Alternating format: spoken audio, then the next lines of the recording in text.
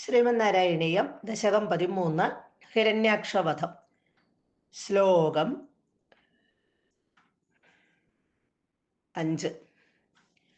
അഗജാനന പത്മാർക്കം ഗജാനനമഹർനിശം അനേകദം തം ഭക്താനാം ഏകദന്തമുപാസ്മഹേ.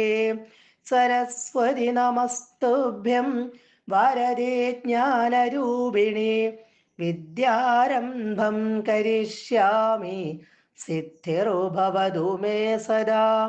ഗുരുർബ്രഹ്മ ഗുരുർവിഷ്ണുർഗുരുർദേവോ മഹേശ്വര ഗുരുഃ സാക്ഷാത് പരം ബ്രഹ്മ തസ്മൈ ശ്രീ ഗുരവേ നമഃ.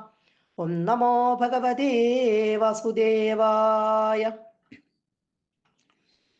ഗദോന്മർദ്ദേ തസ്മിൻ സ്തവ ഖലു ഗദായാം ദിദിഭുവോ ഗദാഘാതാദ് ഭൂമൗ ചടിതി പതിതായാം അഹഹഭോ. മൃദുസ്മേരാസ്യസ്ത്വം ധനുജകുല നിർമൂലനചണം മഹാചക്രം സ്മൃത്വാ കരഭുവി ദദാനോരുരുജിഷേ. കഴിഞ്ഞ ശ്ലോകത്തിൽ നമ്മൾ കണ്ടു ഹിരണ്യാക്ഷനുമായിട്ട് ഭഗവാൻ അത്യുഗ്രമായിട്ടുള്ള ഗദായുദ്ധം നടത്തുന്നത്. യുദ്ധം കാണാനുള്ള കൗതുകം കൊണ്ട് ദേവന്മാരെല്ലാവരും ആകാശത്ത് വന്ന് നിരന്നു നിന്നു. ആ സമയത്ത് ബ്രഹ്മാവ് ഭഗവാനെ ഒന്ന് ഓർപ്പിച്ചു. ഭഗവാൻ അറിയാത്തതല്ല, എങ്കിലും ഭഗവാനെ ഒന്ന് ഓർമ്മപ്പെടുത്തി. സന്ധ്യയാകുന്നതിന് മുൻപേ തന്നെ ഇവനെ വധിക്കണമേ എന്ന്. സന്ധ്യയായി കഴിഞ്ഞാൽ സന്ധ്യാകാലം അസുര രാക്ഷസാദികൾക്കൊക്കെ അവരുടെ ശക്തി വർദ്ധിക്കുന്ന സമയമാണ്. അതുകൊണ്ടാണ് ബ്രഹ്മാവ് ഒരു മുന്നറിയിപ്പ് സാധാരണ എല്ലാവരും ചെയ്യുന്നത് പോലെ അങ്ങോട്ട് പറഞ്ഞു. ഭഗവാൻ അറിയാത്ത കാര്യമൊന്നുമല്ല ഇത്. തസ്മിൻ ഗദോന്മർദ്ദേ, ആ ഗദായുദ്ധത്തിങ്കൽ, തവ ഗദായാം ഖലു, ഭഗവാന്റെ ഗദയാകട്ടെ, ഗദായാം ഖലു, ഗദയാകട്ടെ, ദിദിഭുവ, ദിദിയിൽ നിന്നും ഉണ്ടായവനായ ഈ അസുരൻ ഹിരണ്യാക്ഷൻ, ആ ഹിരണ്യാക്ഷന്റെ ഗദ ആഘാതാത്, ആ ഗദ കൊണ്ടുള്ള അടിയേറ്റ് ചടിതി, പെട്ടെന്ന് ഭൂമൗ പതിതായാം, നിലത്ത് വീണുപോയപ്പോൾ, ഉഗ്രമായ ഗദായുദ്ധം നടക്കുന്ന സമയത്ത് ഹിരണ്യാക്ഷന്റെ ആ ഗദ കൊണ്ടുള്ള അടി ഏറ്റിട്ട് ഭഗവാന്റെ കയ്യിലിരുന്ന ആ ഗദ, കൗമോദകി എന്ന ആ ഗദ താഴേക്ക് വീണുപോയി.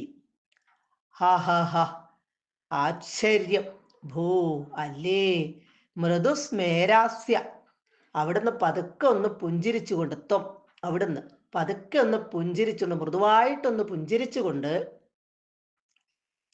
ധനുജകുല നിർമൂലന ചണം, ധനുജകുലം അസുരവർഗം, അസുരകുലത്തെ മുഴുവനും നിർമൂലന, അതായത് നിർമൂലനം ചെയ്യാൻ കഴിവുള്ള മഹത്തായ, കാരണം വെച്ചാൽ അസുരന്മാരെ മുഴുവൻ കൊന്നൊടുക്കുന്നതിന് പേരെടുത്ത പ്രസിദ്ധമായ ചണം, പ്രസിദ്ധമായ മഹാചക്രം, ആ മഹത്തായിട്ടുള്ള സുദർശന ചക്രത്തെ സ്മൃത്വ, മനസ്സിൽ സ്മരിച്ചു ധ്യാനിച്ചു വരുത്തിയിട്ട്, കരഭുവി ദദാന, അതിനെ തൃക്കൈയിലേന്തിക്കൊണ്ട്, ആ സുദർശന ചക്രത്തെ ധ്യാനിച്ചു വരുത്തി തൃക്കൈയിലേന്തിക്കൊണ്ട് രുരുജിഷി, ഭഗവാൻ അവിടെ വിളങ്ങി. ഇവിടെ ഗദായുദ്ധം നടന്ന സമയത്ത് ഭഗവാന്റെ കയ്യിലിരുന്ന ഗദ അസുരന്റെ ഗദ കൊണ്ടുള്ള അടിയേറ്റ് പെട്ടെന്ന് നിലത്ത് വീണുപോയി. ആ സമയത്ത് അത്ഭുതം, ഭഗവാൻ പതുക്കെ ഒന്ന് പുഞ്ചിരിച്ചുകൊണ്ട്, ഇവിടെ മൃദുസ്മേര ആസ്യ, ആസ്യ എന്ന് പറഞ്ഞിട്ടുണ്ടെങ്കിൽ ഇവിടെ മുഖം എന്നർത്ഥമാണ്. അപ്പൊ ഇവിടെ ഭഗവാന്റെ മുഖത്തൊരു പുഞ്ചിരി, മൃദുവായിട്ടുള്ളൊരു പുഞ്ചിരി അങ്ങോട്ട് ഉണ്ടായി. എന്നിട്ട് തൻ്റെ ആ സുദർശന ചക്രത്തെ സ്മരിച്ചു. അപ്പോൾ തന്നെ സുദർശന ചക്രം വന്ന് ഭഗവാന്റെ കയ്യിലേക്ക് വന്നു. അത് തൃക്കയ്യിലേന്തിക്കൊണ്ട് ഭഗവാൻ അവിടെ വിളങ്ങി നിന്നു. സർവത്ര ഗോവിന്ദ നാമസങ്കീർത്തനം. ഗോവിന്ദ ഗോവിന്ദ.